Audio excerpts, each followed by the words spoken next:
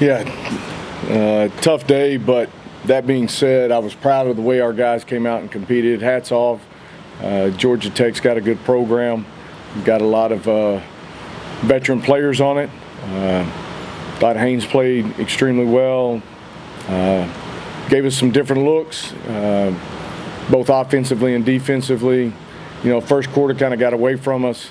But I was really proud of the way our guys battled all the way through to the end. I mean, guys just stepping up, continuing to fight, continuing to strain.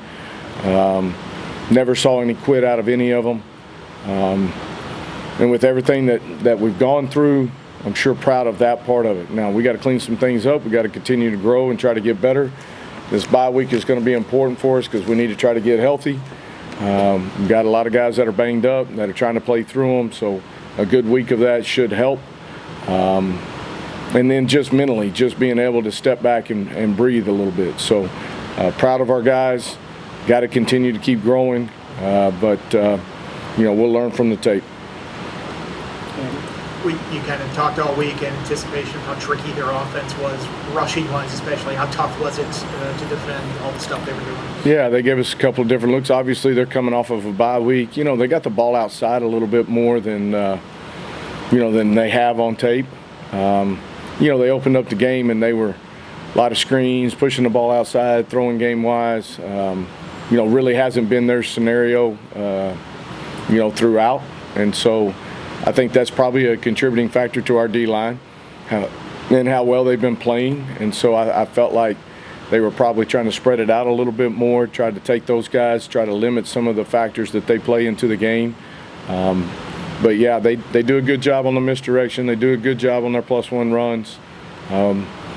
You know, but I was proud of our defense. Had a couple of big stops in there, deep into territory. Had a couple of good stops when we had them pinned, and so thought we had the blocked field goal. We had some really good things that happened in there. We just got to string them all together, and our consistency has to continue to get better. Okay. Phil, you got 7 there at the beginning of the second half. Did Georgia Tech go back to what worked in the first quarter to reassert itself in the third?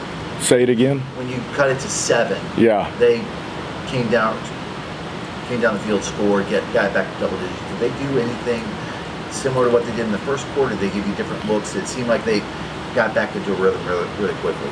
Yeah, you know, I think they were having some consistency in what they were doing. I don't think they changed a lot from first half to second half. You're talking about them offensively, correct? So I don't think they did a lot of things differently. You know, for us, we've got to continue to keep grinding, right? I was proud of our guys, the way they came out in the second half, continue to battle, continue to go. Did some good things in that.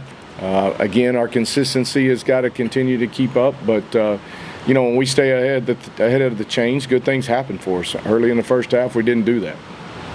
Tim. Kyron 13 for 21 today for a $181, a couple touchdowns, ran for 83, 116. Your thoughts on what Kyron did today? Yeah, I thought he played his tail off today, to be honest. The guy just battled all the way through. Made some plays down the field, had to get out of the pocket, threw the ball well on the run. Did a nice job in the run game with some of our +1 runs. You know, you think about the last drive right there. I mean, he's doing everything he can to fight, and he's being competitive about it all. And so, you know, I was proud of the way that he battled, just like I was proud of the way our guys battled throughout, and wasn't any quit on it. So, thought he did some good things. Thought we did some good things, but we got to be more consistent in our play across the board. Dave. Coach, the 2 4th-down touchdown passes to Hairston, were those things that you guys kind of thought you could do coming in, or were they just on the fly, here's what we think might work? No, I mean, the last one was something we schematically had kind of worked up down in the low red. You know, did a good job of operating it. The other one on the 4th down was a 3rd down call for us that we had within the game. We'd actually called it earlier. But did a nice job there, just protection-wise, had a little bit more time, and then did a nice job just working through his progression. And Jay Rigas ran a nice route right there, and we were able to capitalize on it. Dang. How good do you feel, at least at linebacker, even with J.K. being out, with Noah Chambers starting, playing well, George Balance playing well, and getting Caleb Woodson back?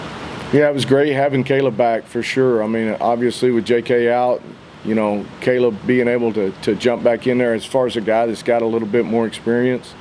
I have to look at the tape and see exactly, but, Caleb Spencer's been playing really well. Noah has been playing well. Add Caleb back into that mix. Hopefully we can get JK back. George Ballant stepped in and played some good reps today. So, again, guys are just stepping up, next man up type mentality and accepting the challenge each and every week. I mean, we got young guys that are playing and having to play, and those guys are gaining great experience, learning from mistakes, but gaining great experience in the process. Dave, did the punt coverage team just get completely fooled by the Georgia? Yeah, it's something we talked about it all week long, and Stu covered it. They had 2 returners back, and it's a communication deal, and we just got to make sure we know where the flight of the ball is going, right? And so that's a communication breakdown on our part. Obviously came at a really bad time because we had a great punt by Nick, and would have been nice to be able to pin them back there. Tim. Phil, your thoughts on, obviously, Woodson's return. This is the first time that we've seen him since Old Dominion, and kind of what went into him being able to return today. Well, he's been recovering from an injury, and, it's taken some time for him to be able to get back to the level that he could step back in and play. And so proud of him today and being able to step back in there and play. And, again, I haven't seen the tape, but I know he made some valuable plays for us. And he always has consistently throughout his years here.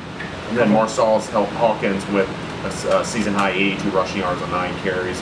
What was working for him tonight? Yeah, I thought our offensive line did a pretty good job, especially with all the different things that were going on up front. A lot of heavy boxes in there, but we were getting some movement. We were getting some push. He did a nice job of finding some lanes in there and then exploding through. So, Hawk's been pretty consistent for us all year. And, we got a lot of faith in him.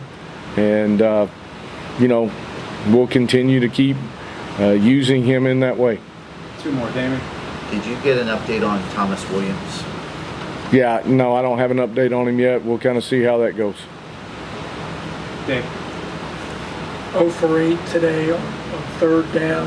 Was that just a matter of getting off schedule and being behind the sticks too often? Yeah, being behind the sticks never good, right? I don't know what the depths were of those. They're a tough team on 3rd down. I told you they had got a lot of veterans in the secondary back there. Gave us some different looks. Got a couple of different pressures in there, but I have to look at the tape and kind of see where that went. But we've been pretty good on 3rd down throughout the year. Today wasn't one of those days, so we'll have to go back to the drawing board and see what we can do to fix that. Thanks, guys.